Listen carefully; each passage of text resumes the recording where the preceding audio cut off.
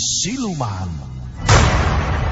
Cerita Tim Jimat punya cerita dengan judul Bayi Siluman. Cerita ini dari Pak Sutardi.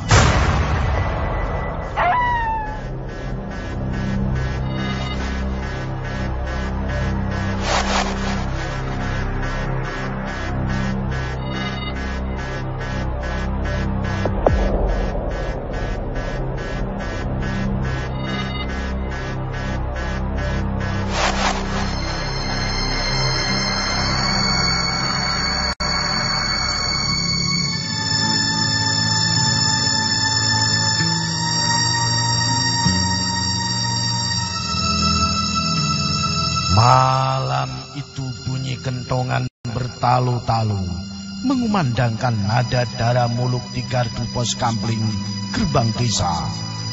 Tak berapa lama kemudian isyarat situasi aman yang juga sebagai penanda waktu pukul 1:30 malam itu disambung pukulan kentongan dengan isyarat yang sama di gardu-gardu pos kampling RW-RW lain di sekitarnya. Bu Bidan masih belum dapat memejamkan mata. Sudah sejak ditinggal suaminya berangkat ronda jam 10 tadi. Ia beranjak ke tempat tidur.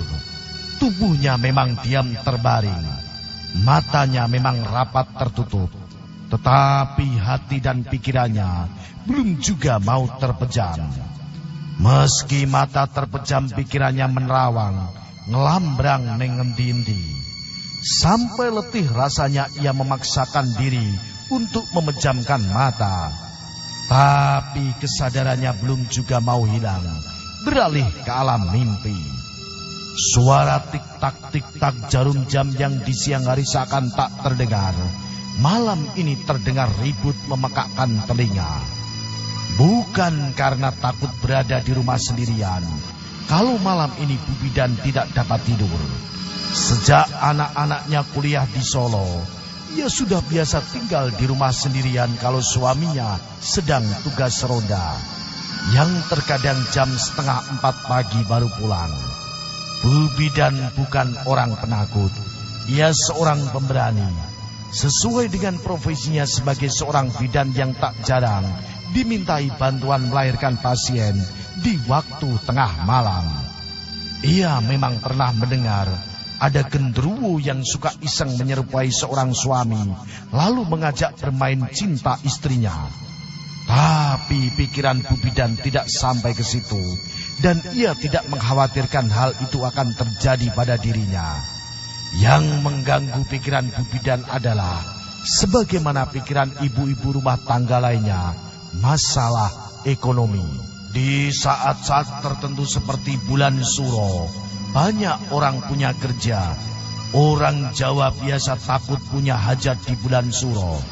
Maka bulan besar, orang sepertinya berlomba-lomba mantu atau supitan. Sebagai bidan yang tinggal di desa, kenalannya banyak. Ibu-ibu yang dulu pernah ditolong melahirkan, mereka tidak akan melupakannya, terutama kalau punya kerja. Bayi-bayi yang dulu ditolong lahirannya kini sudah pada besar, dan banyak yang sudah sampai pada masanya untuk menikah.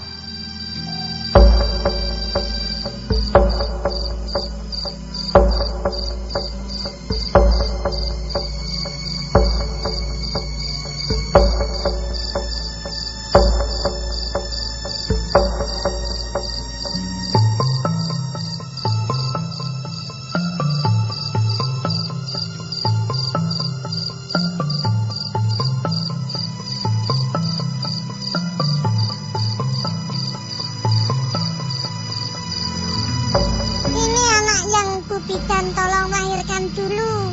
Lahirannya memang susah, kalau usus. Sulit sekali nampaknya Bu Bidan membantu kelahirannya waktu itu. Hingga keringat Bu Bidan keluar berol-berolan sebesar biji-biji jagung. Ternyata benar, bayi yang lahir kalung usus itu kalau sudah besar, banyak yang menyukainya, punya daya tarik sendiri. Hari-hari ini banyak yang ingin mempersuntingnya loh Bu. Makanya daripada jadi rebutan lebih baik segera aku nikahkan dengan yang terbaik agar yang lainnya tidak apa lagi. Memang susah punya anak perempuan kalau khusus anaknya cantik lagi. Demikian ujar Bu Yayu, salah seorang bekas pasien, sambil menunjuk anaknya yang memang cantik. Bu Yayu hanya salah seorang bekas pasien yang sekarang mengundangnya untuk resepsi pernikahan anak yang dulu ditolong kelahirannya. Pada bulan baik seperti ini tak jarang, dalam satu hari di hari Minggu, Bu Bidan mendapat undangan semacam itu 3 atau 4 kali. Padahal gajinya hanya pas-pasan untuk hidup sehari-hari dan biaya kuliah anak bungsunya. Suaminya memang pegawai negeri, tetapi gajinya sebagai pegawai rendahan di kantor kecamatan juga tidak seberapa. Karena sudah dipotong angsuran pinjaman untuk renovasi rumah dan biaya pesta pernikahan anak sulungnya 2 tahun yang lalu. Dulu ketika bidan di desanya belum banyak seperti saat ini, mendapat undangan sebanyak itu tidak menjadi masalah. Sebagai bidan satu-satunya yang buka praktek di desanya, orang-orang desa yang tidak sempat melahirkan di rumah sakit akan datang kepadanya untuk minta tolong. Ada beberapa kamar untuk rawat inap ibu-ibu yang akan melahirkan di rumahnya. Tapi banyak juga yang memanggilnya untuk menolong kelahiran di rumahnya sendiri. Karena si pasien sudah tidak tahan lagi, bayinya keburu akan lahir. Upah menolong kelahiran satu orang pasien cukup untuk menyumbang beberapa orang. Waktu itu tidak ada kesulitan untuk membagi uang sumbangan. Apalagi anaknya yang masih kecil-kecil, belum butuh biaya banyak. Kesulitan yang ada justru untuk membagi waktu, menyempatkan diri menghadiri undangan hajatan. Sementara undangan untuk menolong kelahiran atau menolong pasien yang datang di rumah tidak boleh dikalahkan dengan sekedar pesta makan minum di rumah orang punya hajat. Akan tetapi saat ini, beberapa jurusan kebidanan cabang-cabang, stikes-stikes dan lain-lainnya, banyak yang membuka jurusan kebidanan.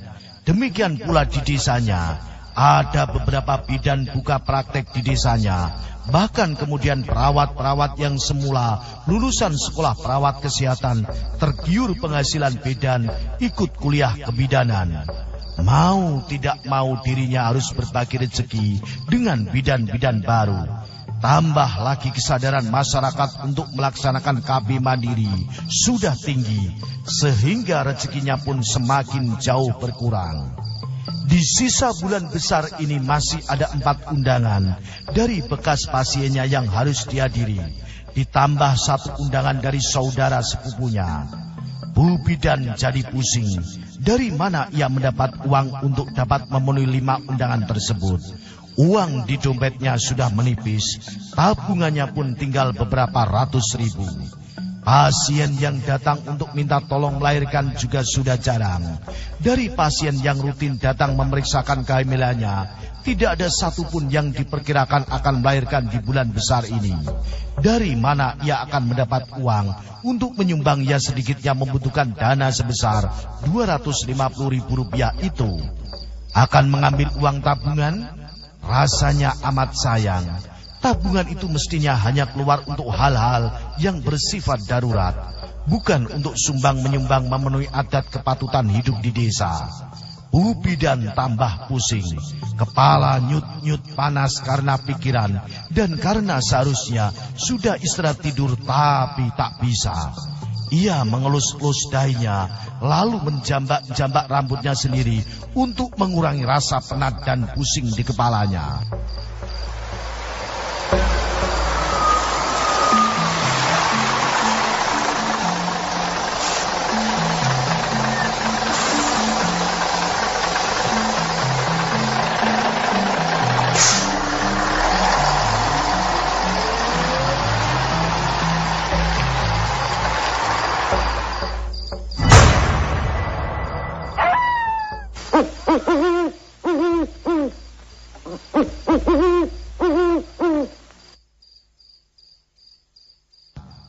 Di tengah sepinya suasana malam di pedesaan, tiba-tiba Bu Bidan mendengar suara motor menderum lalu berhenti parkir di halaman rumahnya. Aneh, tak terdengar suaranya dari kejauhan. Tahu-tahu suara motor itu sudah dekat, lalu berhenti di depan rumahnya. Apa karena asik mengikuti pikirannya yang melayang-layang, sehingga dirinya tidak mendengar suara motor mendekat dari kejauhan?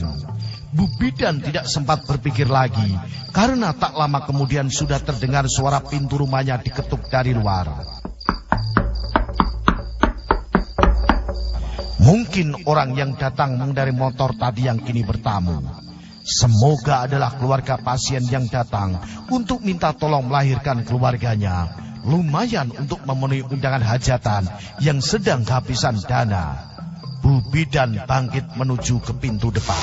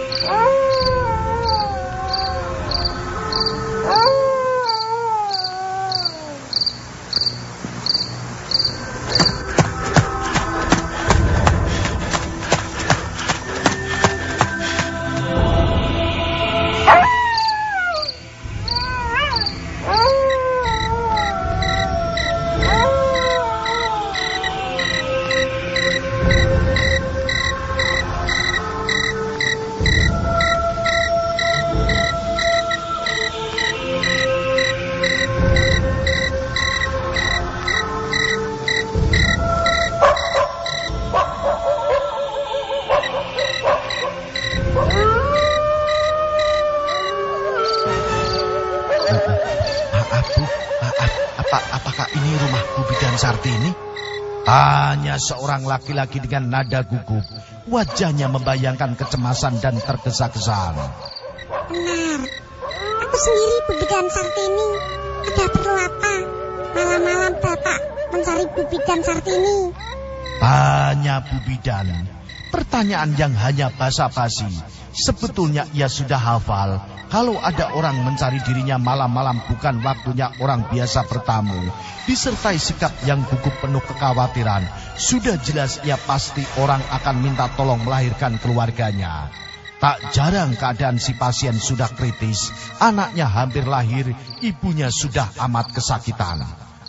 Tolong Bu Bidan, istriku akan melahirkan. Bayinya keburu akan lahir. Sejak sore tadi istriku menjerit-jerit kesakitan. Bu Bidan harus segera ke rumahku ya, sebelum istriku melahirkan tanpa bidan penolong.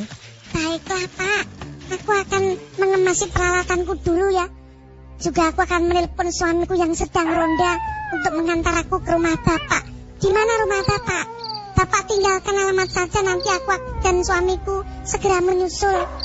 Maaf Bu Bidan, Bu Bidan segera kemasi saja peralatan Bu Bidan. Tidak usah minta diantar, kelamaan. Kasihan istriku Bu, dari tadi menjerit-jerit kesakitan. Sekarang juga Bu Bidan aku boncengkan.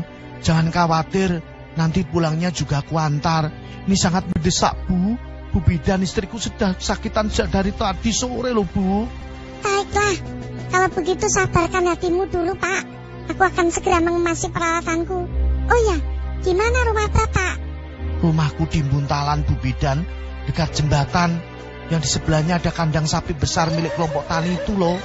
Kata si tamu sambil meletakkan pantatnya di kursi tamu. Nampaknya ia mulai tenang setelah ada kesediaan Bu Bidan. Kenapa jauh-jauh kemari Pak? Bukankah di Buntalan juga sudah ada bidan?